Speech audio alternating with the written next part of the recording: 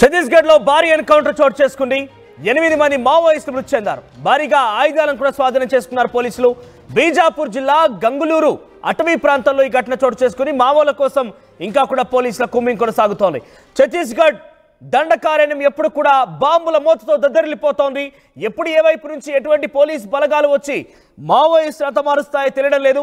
కుమ్మింగ్ కొనసాగుతుంది. ఇంకా కూడా ఈరోజు ఇప్పుడే ఒక గంట క్రితమే చాలా భారీ ఎన్కౌంటర్ జరిగింది. 8 మందిని మావోయిస్టులని హతమార్చారు పోలీసులు. ఇంకా కూడా కుమ్మింగ్ కొనసాగుతోంది.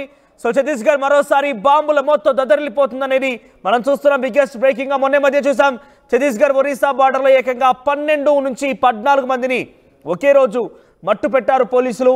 ఆపరేషన్ కగార్ ఇంకా కొనసాగుతోంది అని అంటే ఇక్కడ మనం చూస్తుంటే చాలా అవుననే సంకేతాలు వినబడుతున్నాయి.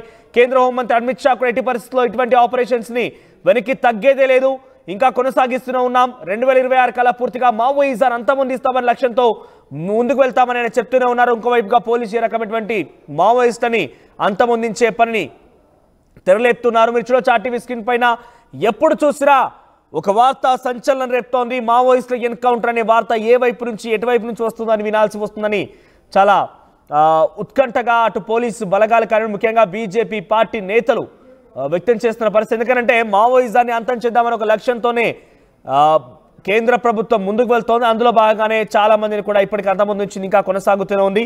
ఎస్, ఈ రోజు ఇప్పుడు జరిగినటువంటి ఎన్కౌంటర్కి సంబంధించి మరిన్ని అప్డేట్స్ డీటెయిల్డ్ గా మా ప్రతినిధి సీనియర్ జర్నలిస్ట్ ఉదయ్ అందిస్తారు. ఎస్ ఉదయ్, ఏం జరిగింది? ఛత్తీస్గఢ్ లో నిత్యం దండకారణ్యంలో బాంబుల మోత దద్దరిల్లిపోతోంది. సో ప్రెసెంట్ మావోయిస్టుల మృతి పైన అటు మావోయిస్ట్ సంఘాలు ఏం చెప్తున్నాయి? దీంట్లో ఎవరైనా కీలకమైన వ్యక్తులు ఉన్నారా? అప్డేట్స్ ఏంటి?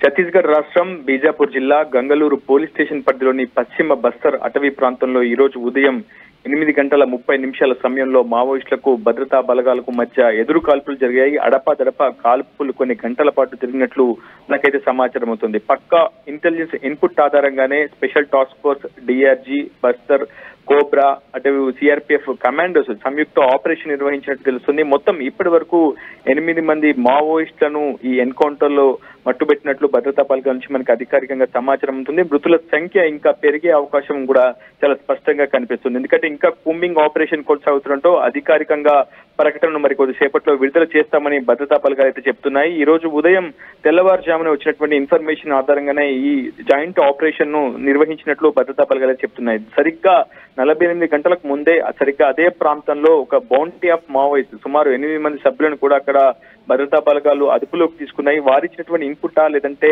టెక్నికల్ గా ఇంటెలిజెన్స్ ఇన్పుట్ నుంచి వచ్చినటువంటి ఇన్పుట్ ఆధారంగా ఈ ఆపరేషన్ నిర్వహించారనేది ఈ ఆపరేషన్ పూర్తయిన తర్వాత పూర్తి వివరాలు వెల్లడిస్తామని చెప్తున్నారు. మరోవైపు పెద్ద ఎత్తున సర్చింగ్ ఆపరేషన్స్, కూంబింగ్ ఆపరేషన్స్ అయితే నిత్యం జరుగుతున్నాయి. ప్రధానంగా బీజాపూర్, సుక్మా, దంతెవాడ ఈ 3 జిల్లాలు ఛత్తీస్గఢ్ లో అత్యంత మావోయిస్టు ప్రభావితమైనటువంటి ప్రాంతాలుగా చెప్తుంటారు.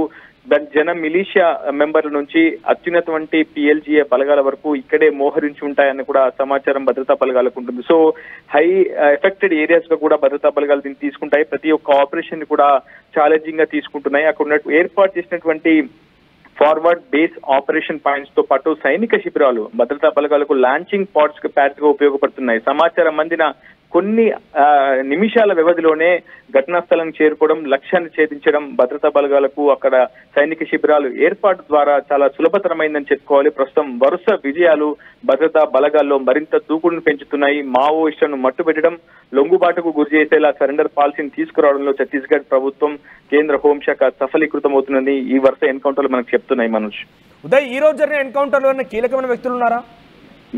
ప్రస్తుతం సర్చింగ్ కూంబింగ్ ఆపరేషన్ కొనసాగుతుంది. మరికొద్ది సేపట్లోనే అసలు మృతుల వివరాలు వెల్లడించే అవకాశం అవుతుంది. ప్రస్తుతం అక్కడ ఉన్నటువంటి మృతదేహాలు స్వాధీనం చేసుకున్న తర్వాత ఇతరత్ర పోలీస్ స్టేషన్లకు మృతి చెందినటువంటి మావోయిస్టుల ఫోటోస్ ను పంపిస్తారు. ఆ తర్వాత సరెండర్ అయితే గతంలో లొంగుపాటు గురైనటువంటి మావోయిస్టులకు మృతి చెందినటువంటి మావోయిస్టుల ఫోటోస్ చూపిస్తారు. వారు ఏ ఆపరేషన్స్ లో పాల్గొన్నారు, వాళ్ళ వివరాలు, వాళ్ళ అడ్రస్ వంటివి భద్రతా బలగాలు సేకరిస్తాయి. ఆ తర్వాతే అధికారిక ప్రకటన ఉంటుంది. అందులో ఎక్కువ విధ్వంస ఘటనలో పాల్గొన్నటువంటి మావోయిస్టులు ఎవరైనా, కీలక నేతలు ఎవరైనా ఉన్నారనే అంశానికి సంబంధించి చాలా వివరణాత్మకమైనటువంటి వివరాలు మరికొన్ని గంటల్లో అందజేస్తామని భద్రతా బలగాలు చెప్తున్నాయి. మనోజ్, రైట్, ప్రెసెంట్ ఇంకా కుమ్మింగ్ కొనసాగుతోందా? ఎంతమందితో ఈ ఆపరేషన్ కొనసాగుతోంది? ఆపరేషన్ పైన మావోయిస్టుల వర్గాల నుంచి ఎటువంటి సంకేతాలు కానీ, కమ్యూనిస్టుల నుంచి కానీ ఎటువంటి రియాక్షన్స్ వస్తున్నాయి?